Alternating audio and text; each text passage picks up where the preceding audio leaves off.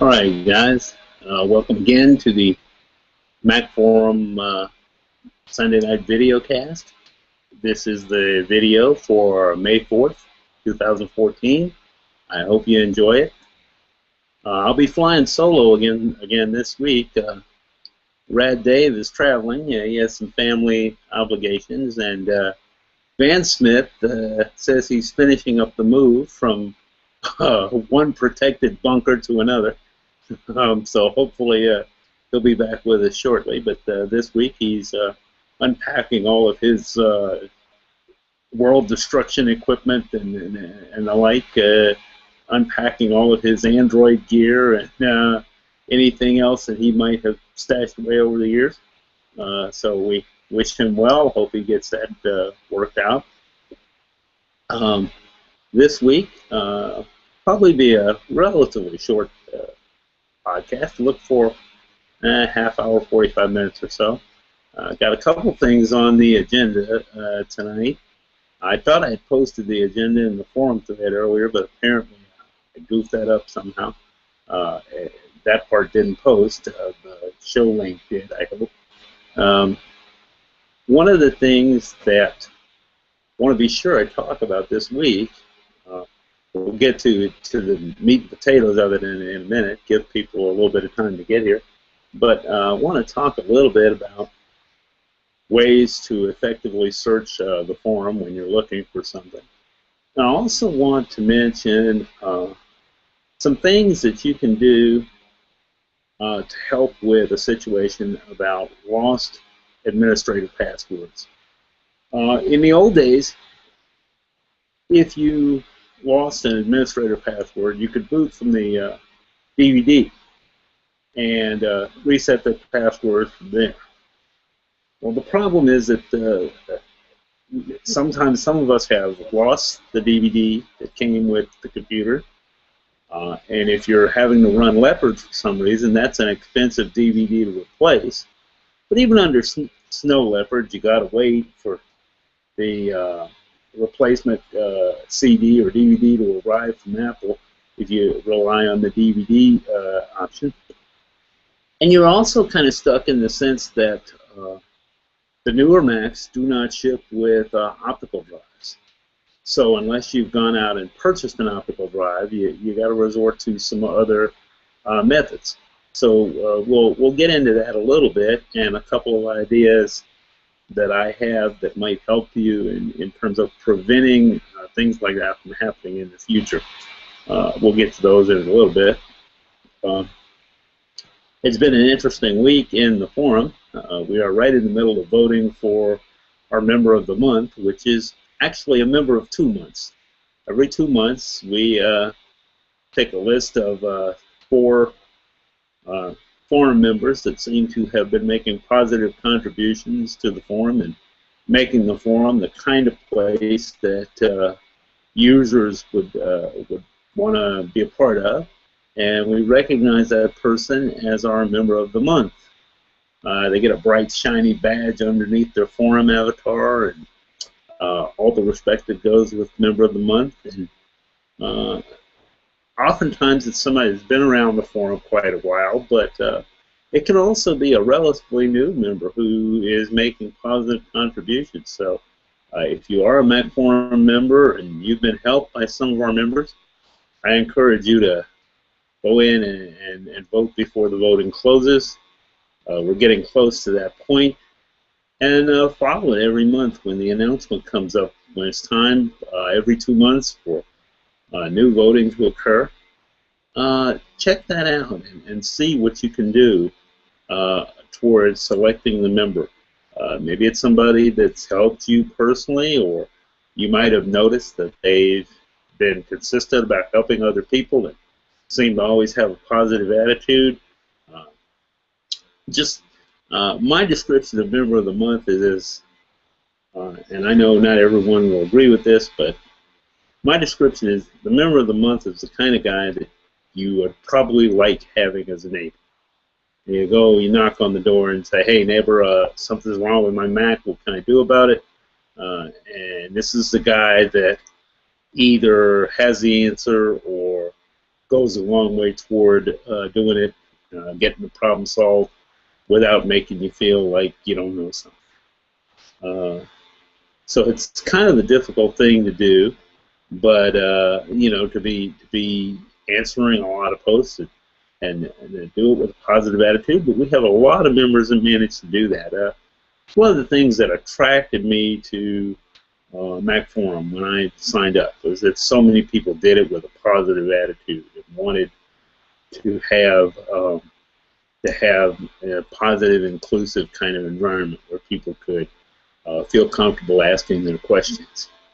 Of course, a lot of our questions come from recent switchers, people who started on the Windows platform or have to use Windows at work and haven't gotten, they prefer to use Mac for home, or they've always been interested in Apple gear, and maybe they're just now discovering what they can do with it, and have a problem or have a question that needs to be answered, and they're looking for a good place to go, and Mac Forum is it for many of those people. So I commend all of our members for that, for helping to develop that kind of environment, and Member of the Month is just one way that we like to acknowledge the people who answer all those questions. Speaking of forum questions, we seem to be getting, as I mentioned a minute ago, a lot of questions in recent days about resetting administrator passwords. Someone forgot administrator passwords.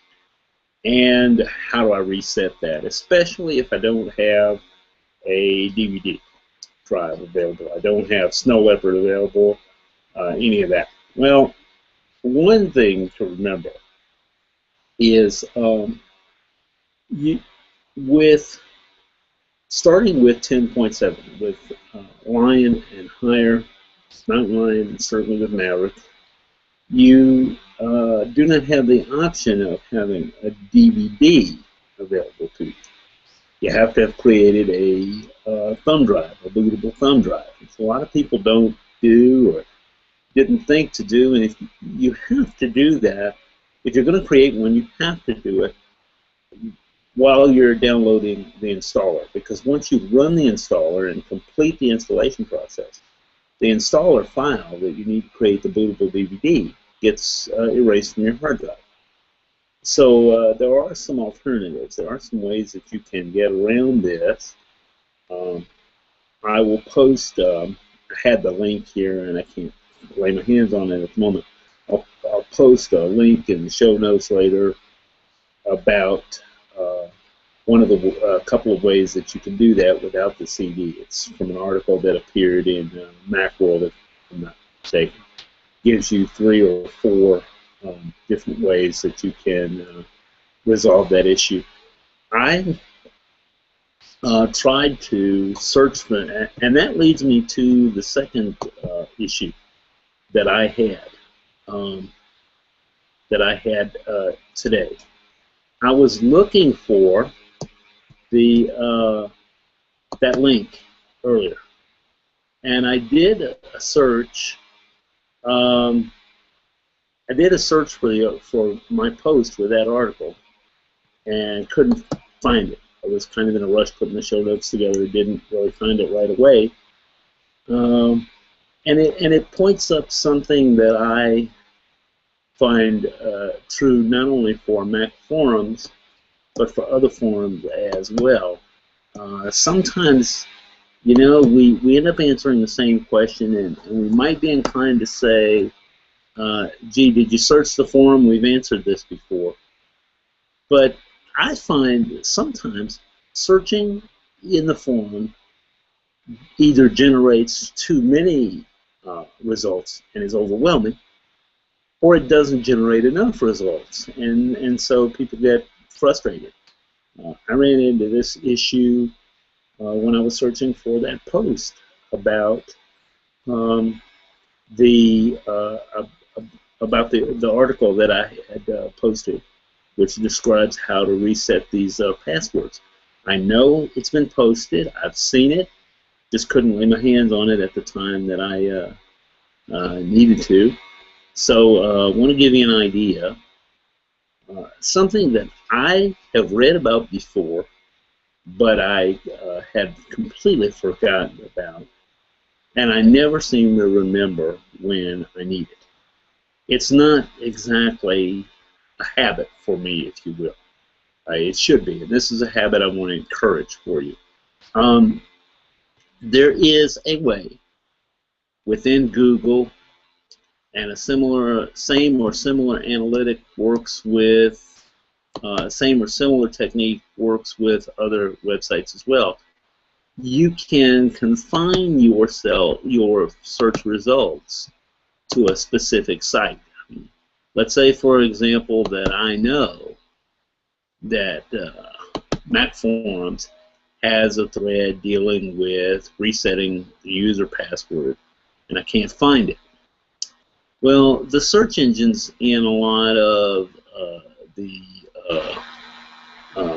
forum software sometimes leave a lot to be desired when it comes to situations like that. So one of the things that you can do, and I'm going to pull up my note to make sure that I get the syntax of this correct, is to restrict your search results to only those that I know came from a specific site. So in other words, for example, let's say I want to search for Mac Forums. I know what I'm looking for was on Mac Forums, and I want to confine the search to that. What you'll want to do is go into the bar at the top of Safari or in a Google search bar. This also works with some other search engines. There may be some that it doesn't work with, but it will work for a lot of situations. When you're about to enter the search, type in the following: site, S-I-T-E, colon, and then the name of the website, in this case, macforums.com. Then a space, and then enter your search phrase that you're looking for. Because what that will do is that will allow Google or one of the other large search engines to search Mac Forums. And you can use the various techniques of restricting posts, using a minus sign, using a plus sign, using quotes, all of those things, and sometimes yield better results than if you just try to go through the forum software to do the search. It may not help in all situations, but I find that it does help in some of them. I just wish I could remember to do it more often. I'm tempted to create a bookmark of some sort with that already pre-entered, because I never seem to remember it when I need it. And then by the time I think to go looking for it, the search is already over and done. So once again, the syntax for that is site, S-I-T-E, colon, and then the name of the website, followed by the search phrase that you're going to use. I've used it with Google. It should work with most of the other major search engines. If you're interested, I posted on the Google Plus page that's linked to this broadcast, I posted at the bottom of the page in the comments 2 URLs that I think will be helpful. One of them is to an eHow article. If you want things about different things that you can do to produce better search results. If you want things a little bit simplified, that's the one to go to. There's nothing wrong with simple.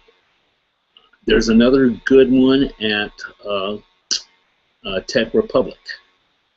Alan Norton, I believe it is, of Tech Republic has posted one. That link is in the notes as well. That one is a little bit longer read, but it's kind of helpful if you're trying to refine your search techniques a bit. It has a lot of good information that I remember having read before. I just never seem to use them when I need them. You may find those two helpful. Get yourself in the habit of using those. and you should be able to refine your searches a little bit and find things faster. Those techniques, by the way, work with not only with several different search engines, but they'll work across websites. So if you're searching and you want to search, just do a general search. You know you're not confining to Mac forums, for example. The techniques that Alan Norton has used over at Tech Republic are very helpful and will work when you're doing just a broad-based search. So those are the kinds of things that I spent a little time on earlier, finding those two articles because of some of the frustration of searching for websites and the like, searching websites, trying to find specific information. One of the other things that I wanted to be sure that I mentioned tonight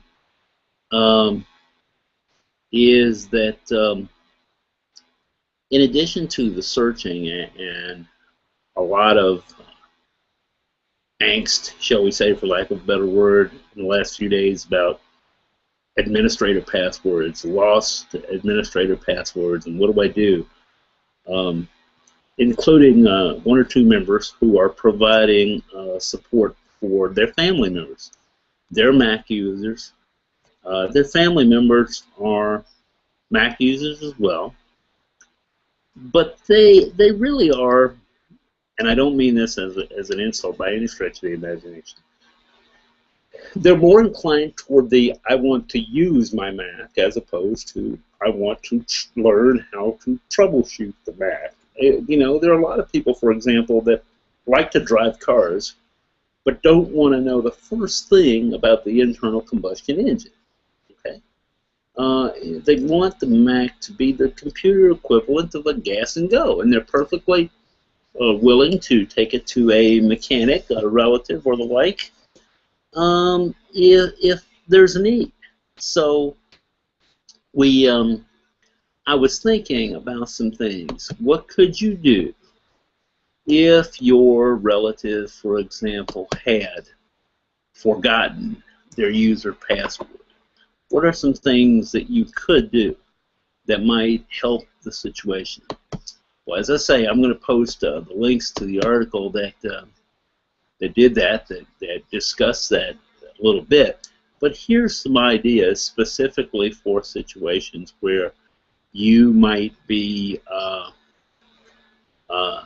providing tech support for somebody else.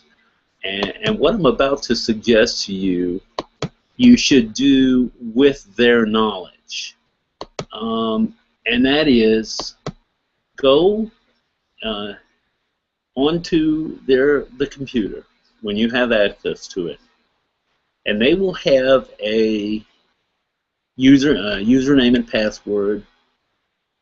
There will be at least one account that has administrator privilege. You have to have at least one administrator account on the Mac. If you're providing support for them, you need to know which account is the administrator. Now, let's assume for a moment that they have forgotten their password and they can't help you with that.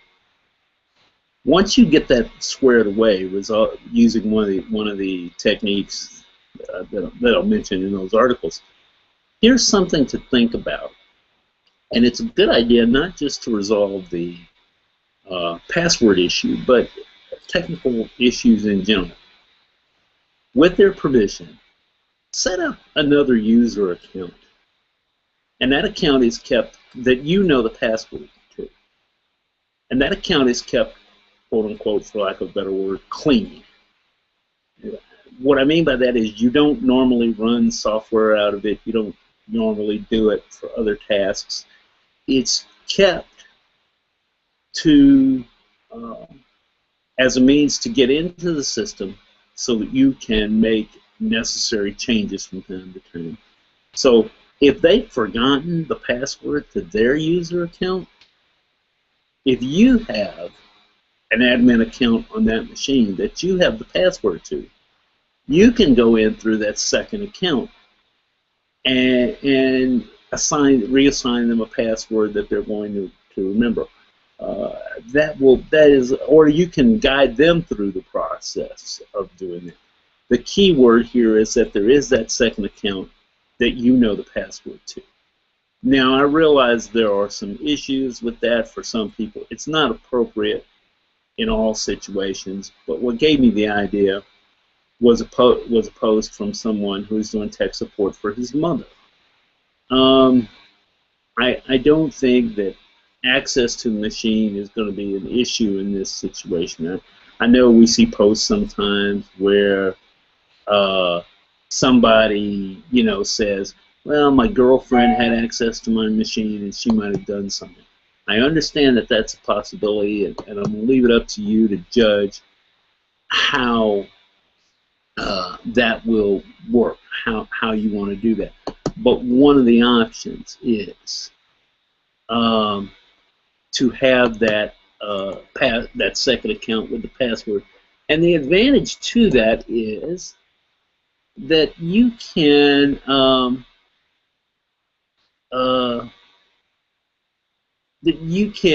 be able to use it for all kinds of technical support situations. Okay, in the sense that you can then use that to get into the system to run various utilities, to check settings, and one of the things that you can do in setting up that account is to set up the services that you think you're going to need. In other words, if you're going to be needing video chat to communicate with them, or chat service to communicate with them while you're doing this, make sure that's set up. File sharing, if you're going to need it, set all of that up and save that account, and make sure that you know how to get into it, so that you can help them with this.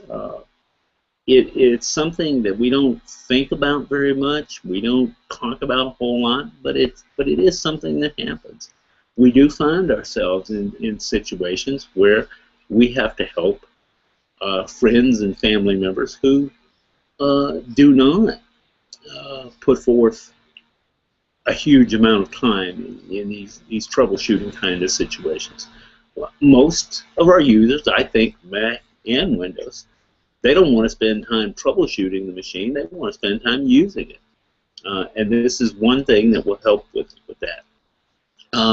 I see in an email that I just got from my buddy Brent over in the forum, you can also, he points out that if you go into the search bar and you put in, say, he's got applied that site search technique, that confining searches to other things as well. Okay. Okay. If you want to search, for example, the Mac App Store, there's a way to search there, and I'll post his comment. And I'm glad that I'm having trouble reading it and talking at the same time, unfortunately. But I'll post that so that you can see it. It's an interesting approach. I had not thought of that. It's nice to see how much cross-application support there is for this kind of technique. That's something else. And I just found the thread window that was supposed to have the show rundown. Apparently, I composed the thread and didn't post it. That's why you got the post with the link. This is not my better day, guys. I see that Brent's posted that comment, and thanks for that, Brent. You can see it. It's up on the page now. So any comments that you guys have like that are helpful, I'd love to hear from them. One of the other things that I am finding tremendously helpful in recent weeks is the ability to use data detectors. In other words, somebody gives you a message and there's a number that's formatted like a date. Okay, if you tap on that, generally, the iOS devices are going to bring up a list of things that you can do with a date, calendar-related things, because it understands that this is date formatted. You're probably going to want to look at a date. For some other things, addresses, for example, it brings up options more geared toward addresses. I like this, and it took me a while to really pay attention to how well that worked. I find I use it more and more. It's a nice little addition to things, although sometimes you can get the wrong data type. I typed in something one day on my iPhone, just in a quick note to remind myself of something. And the net result of which was that when I typed it in, autocorrect put the numbers kind of in a date format. And that didn't bother me because I knew what they were supposed to be. So, and it was only going to be there temporarily until I could get to my Mac and put it in the right order. But because it was entered, because autocorrect put it in date format, if you just clicked on that entry, it always launched the calendar because it thought you wanted to do something calendar related. So it's not perfect, but it certainly helps you out with a lot of things. I think when summer vacation starts for me in a couple weeks, I'm going to take a look at other things like that again. A while ago, I wrote an article about this particular magazine, online e-zine, which sadly is no more. And in the process, I talked about some of the interesting things, interesting features that make your Mac work a little smarter. And I think I might look at that in a little more detail because things are constantly changing. I like, for example, having Notification Center there now in the most recent OS incarnations. I find that I like having the opportunity to use things like data detectors. I'm making more and more use of smart folders. I ran into a friend of mine recently. He does a lot of DJ work, and he had never really experimented very much with smart playlists. I mean, he knew about them, but he hadn't really tested them seriously. He's got iTunes as well as some other DJ software that he runs regularly. And he and I were talking one day, and he talked about a problem that he was having, where when he added things to iTunes, he sometimes had a problem, particularly if he was in a hurry and on the fly, knowing when something was added so that he could only pull up things like today, for example, things that were added today, or things that were added yesterday. So one of the things that I mentioned to him is the ability to go in and show that column, go into iTunes, and I believe it's in the View menu. Let me check for you real quick, and set it so that it shows the column for dates entry, for the dates that something was added. If you go to, let's see, I can tell you in just a second where it is. I've used it quite a few times, but never seem to remember it until I need it.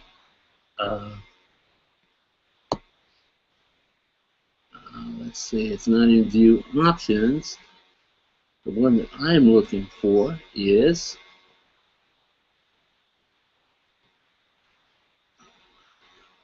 Show. If I go in and I'll put that little tip in there. I'm having trouble finding it at the moment. It's driving me nuts. I can go to this all the time until I really needed it.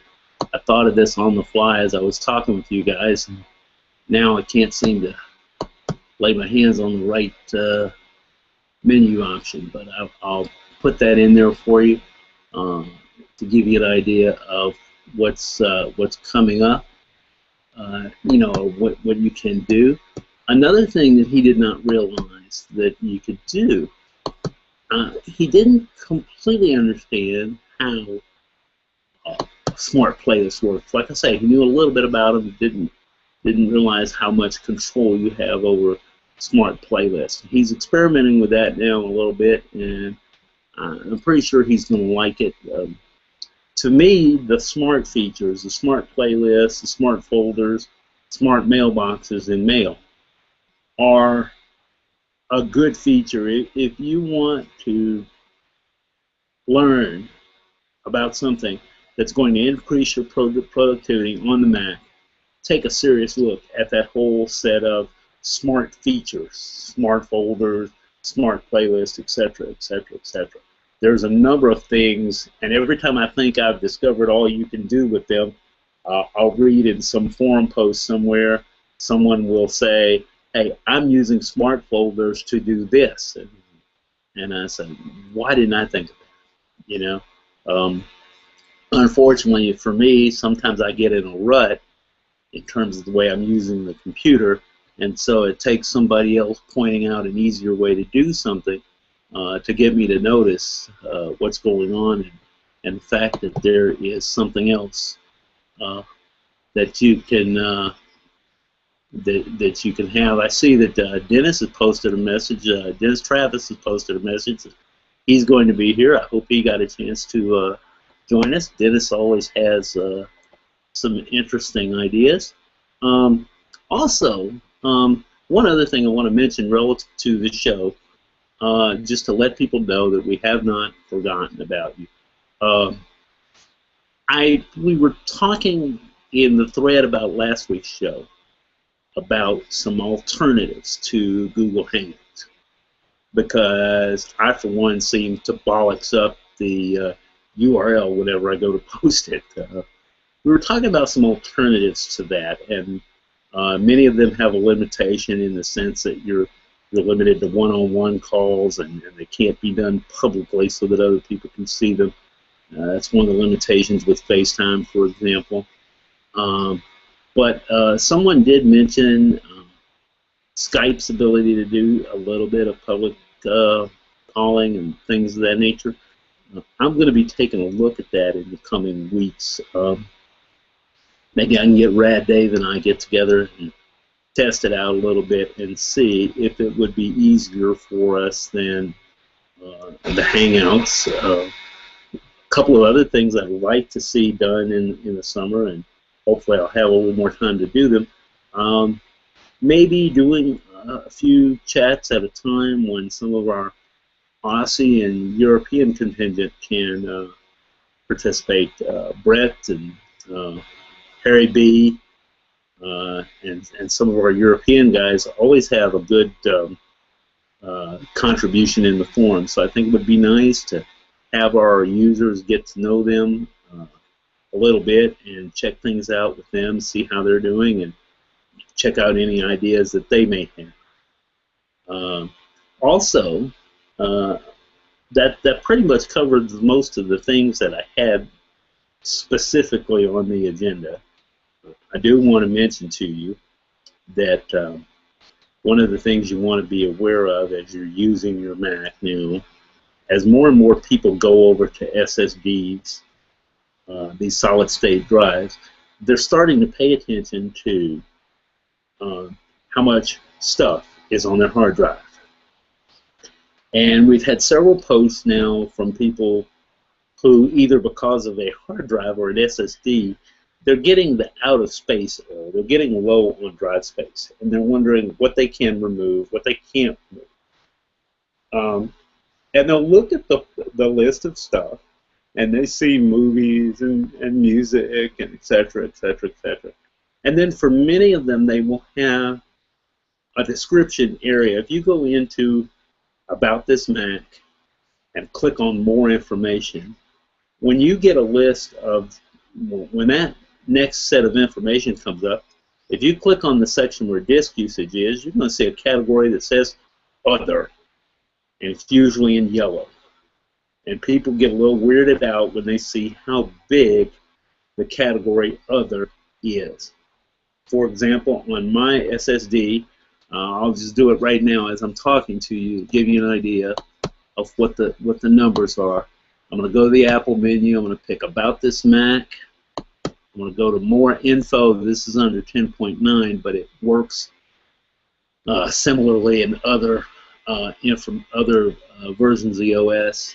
The first screen after you do About More Info gives you the basics such as graphics, your OS version, your processor, and then if you click on Storage, it brings up information about the various drives that are attached to your Mac. And I'm looking at mine here. I'm going to have to squint at the screen just a little bit.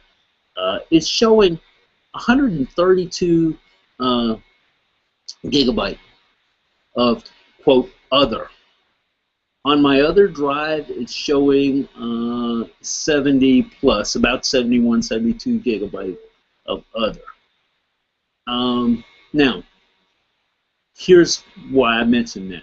Your numbers will vary depending on what you have on your computer. Here's why I mentioned that. If you are getting in a bind for disk space, particularly if you're getting that error, that message from the OS that says you're running out of space, if you start looking for things to delete, be careful about deleting things classified as Other. As you can see from looking at that list, there are about 4 different categories of movies. Apps, which are shown in green, photos, which are orange, movies, which are kind of a purple color, and audio, which is a blue. Everything else is going to get lumped into that Other category. That means that some of these are system files, some of these are files that you've created that don't fit one of those other categories. So my advice to you would be this.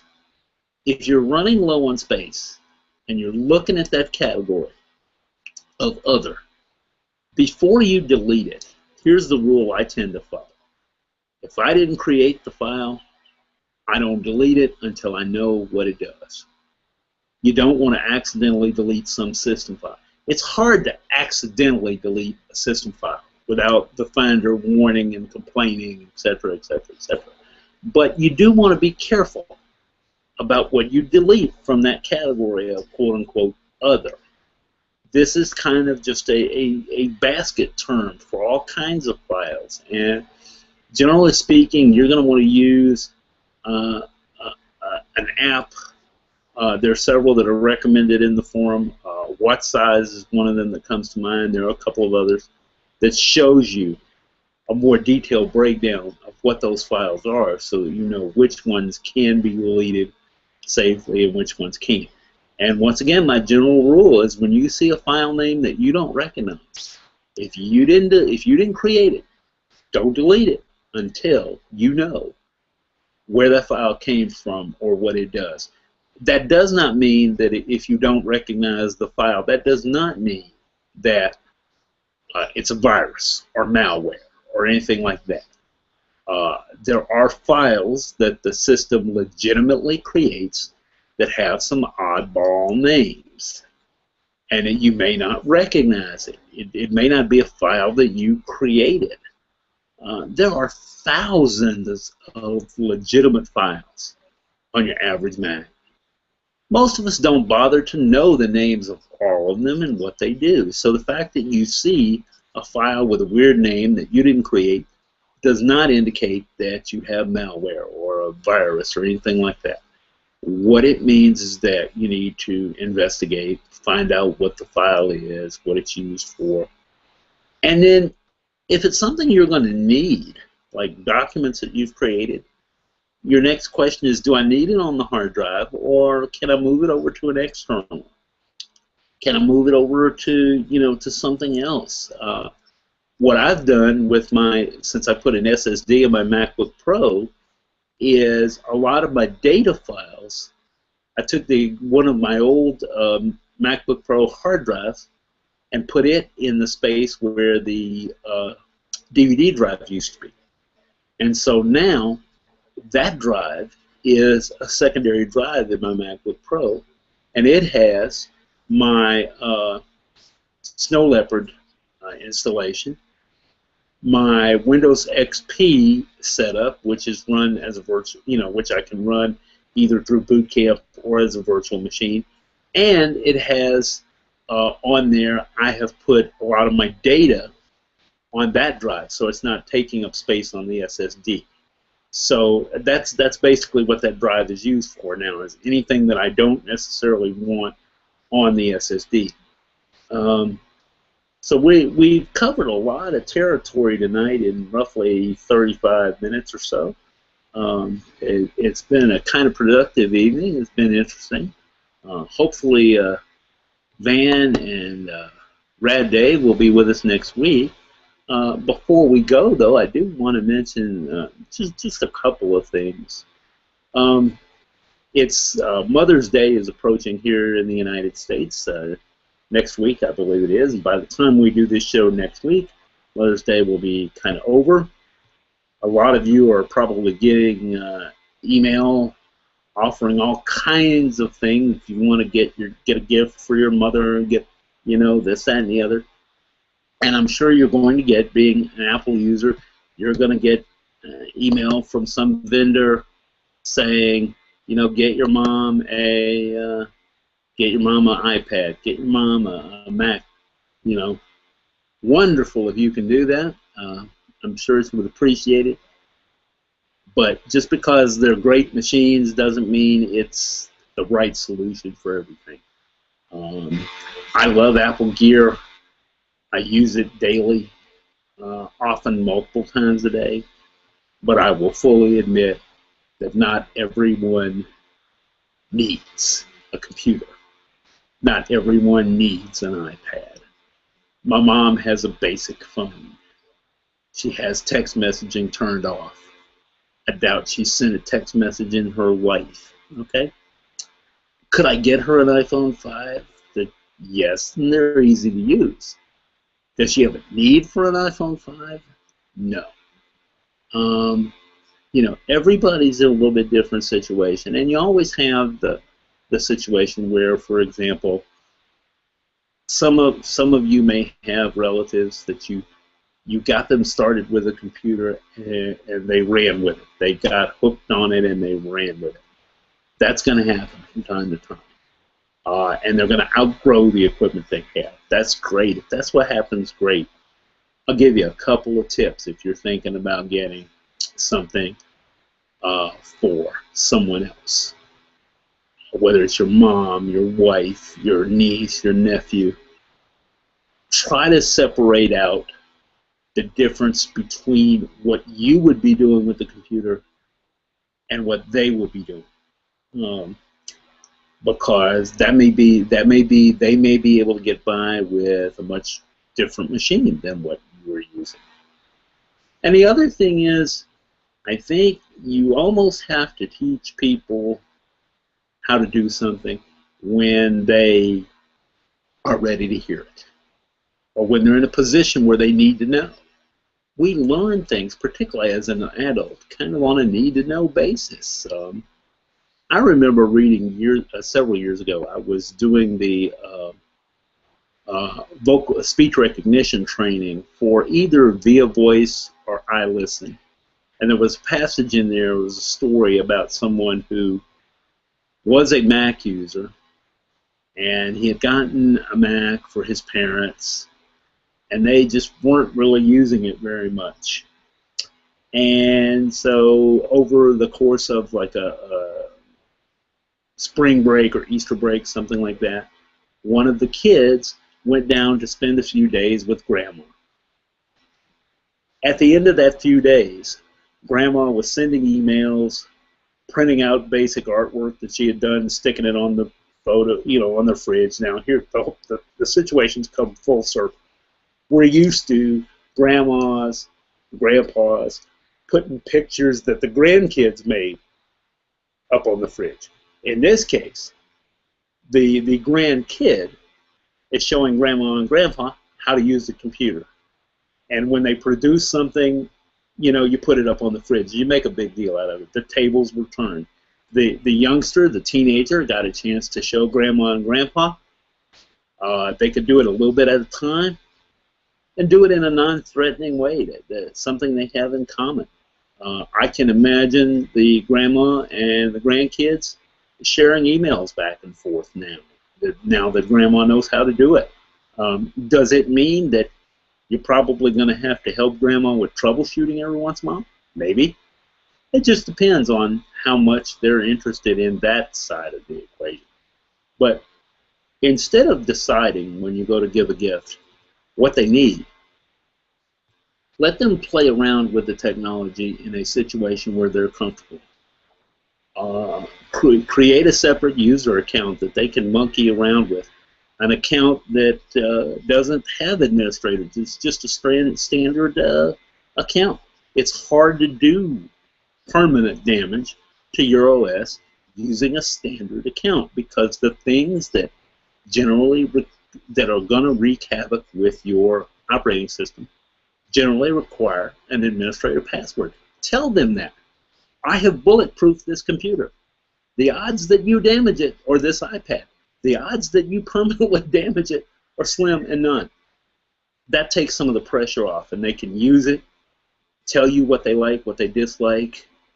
Let them play around with an Android device. Maybe the Android works the way their brain works. I'm not suggesting that they have to be locked in.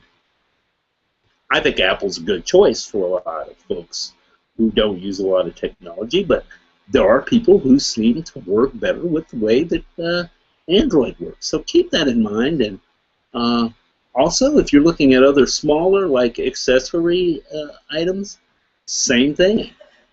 Look for the things that they would be likely to use that they would not think of buying for themselves. And that's going to just about do it for this week.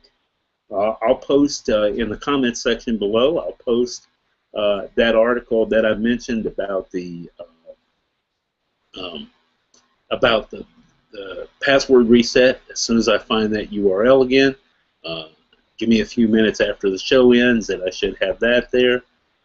And as I say, we're going to be looking in coming weeks to see if there are other things that we can do to improve the show, get more participation. So if you've got an idea, post it in the discussion thread for this show.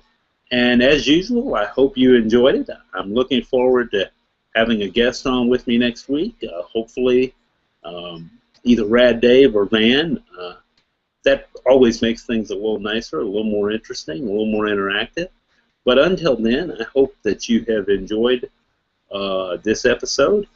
And until next week, this is Sly Dude. I'll be seeing you in the forum, and have a great evening.